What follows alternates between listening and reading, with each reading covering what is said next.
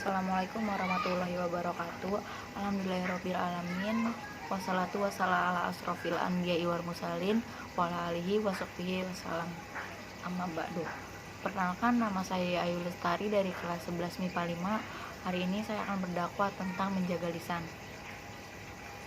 Tentu saja manusia di muka bumi ini tidak ada yang mau ditimpa oleh penyakit apapun, karena pada dasarnya penyakit akan memberikan rasa derita dan kesedihan bagi orang yang tertimpanya. Namun lain dengan penyakit ini. Orang yang tertimpa penyakit ini akan merasakan kebahagiaan dan kenikmatan. Apa penyakit itu? Penyakit itu adalah penyakit hati. Penyakit hati salah satunya adalah penyakit lisan. Kaum muslimin yang dirahmati Allah, pada lisan ini Allah telah menciptakan lisan kita sebagai salah satu panca indera yang memiliki fungsi. Salah satu fungsinya yaitu beribadah kepada Allah Subhanahu wa taala. Allah Subhanahu wa taala telah berfirman, "Bukankah telah kami jadikan baginya 2 buah mata, lisan, dan 2 buah bibir? Akan tetapi yang sangat disayangkan, kebanyakan dari manusia itu menggunakannya dalam rangka bermaksiat kepada Allah Subhanahu wa taala. Baik seperti berdusta, menggunjing orang lain, mencari aib orang lain." Padahal Rasulullah SAW memerintahkan kepada kita orang yang beriman kepada Allah Subhanahu wa taala agar berucapan dengan ucapan yang baik. Rasulullah SAW bersabda, "Mangkana yuminu billahi wa yaumil akhir khairon auliyasmut."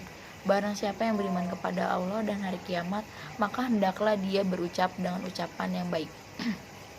Mengenai penyakit lisan ini, hadis Rasulullah SAW yang menjelaskan tentang ancaman yang akan didapatkan oleh orang yang senantiasa menggunakan lisan dalam maksiat, baik itu di dunia maupun di akhirat kelak.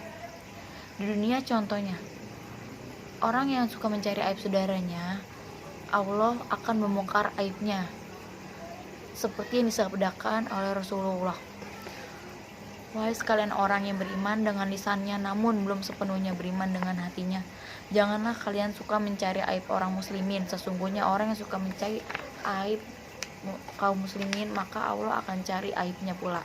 Dan barang siapa yang mencari aibnya, maka akan membongkar aib tersebut walaupun senantiasa berdiam di dalam rumah."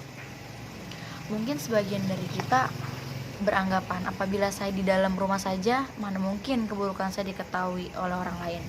Namun jangan salah, Allah Subhanahu wa taala ala kulli syai'in qadir. Allah Maha mampu atas segala. Jikalau kau suka mencari aib saudaramu, walaupun kau dalam rumah, maka Allah akan membongkar aibmu.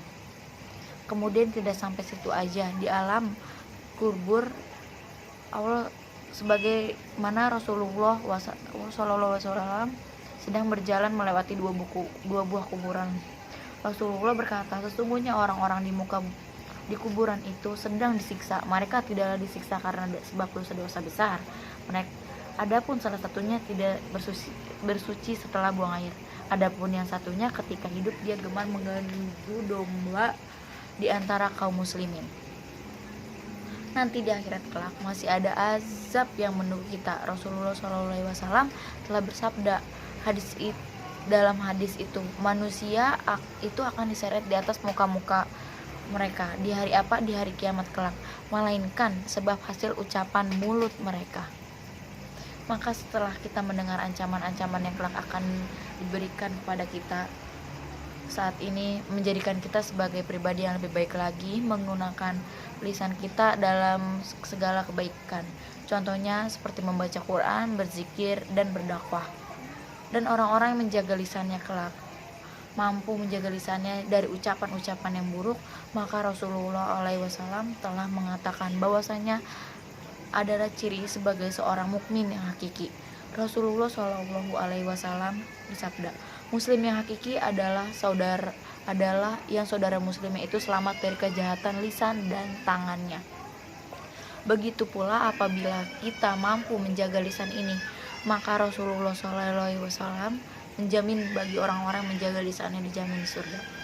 Rasulullah SAW bersabda, "Barang siapa yang menjamin yang menjamin dia mampu menjaga lisannya dan kemaluannya, maka aku akan jaminnya surga.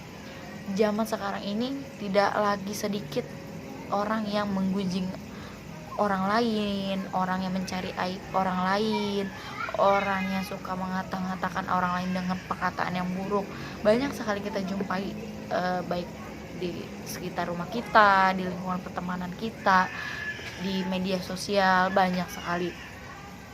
Kita harap kita tidak menjadi bagian-bagian orang itu, dan kita harap kita mampu menjaga lisan kita dengan ucapan-ucapan yang baik, dan tetap menggunakan lisan kita dengan bermanfaat. Contohnya kita baca Quran, kita berbagi cerita yang baik-baik, berbagi pengalaman, sharing tentang pengalaman hidup dan sebagainya. Daripada kita menggunjing tetangga, menggunjing saudara, menggunjing teman yang tidak ada manfaatnya sama sekali, lebih baik kita gunakan untuk hal yang lebih baik dan bermanfaat. Demikian dakwah saya pada hari ini, kurang lebihnya mohon maaf. Wabillahi taufik wal hidayah. Wassalamualaikum warahmatullahi wabarakatuh.